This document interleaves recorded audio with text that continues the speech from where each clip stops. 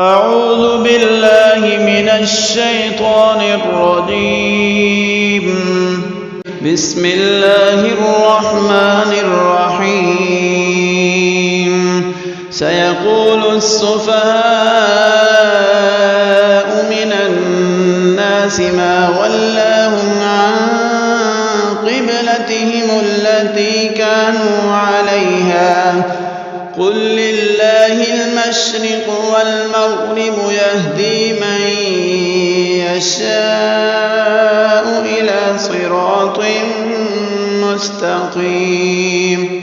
وكذلك جعلناكم أمة وسطا لتكونوا شهداء على الناس ويكون الرسول عليكم شهيدا.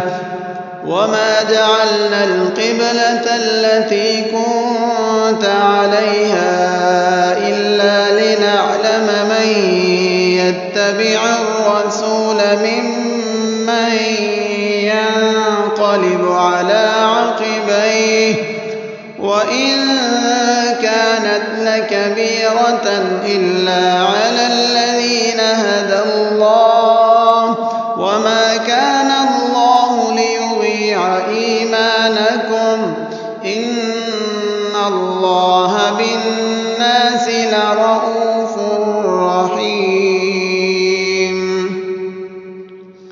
قد نرى تقلب وجهك في السماء فلنولينك قبلة ترضاها فول وجهك شطر المسجد الحرام وحيث ما كنتم فولوا وجوهكم شطره وإن الذين أوتوا الكتاب ليعلمون أنه الحق من ربهم وما الله بغافل عما يعملون.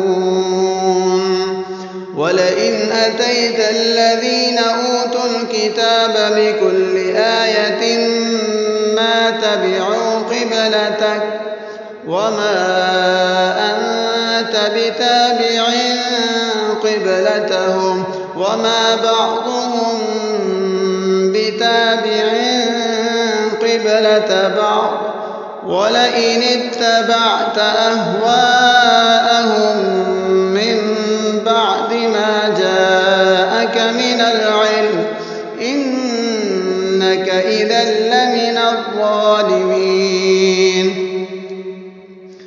الذين آتيناهم الكتاب يعرفونه كما يعرفون أبناءهم وإن فريقا منهم ليكتمون الحق وهم يعلمون. الحق من ربك فلا تكونن من الممترين.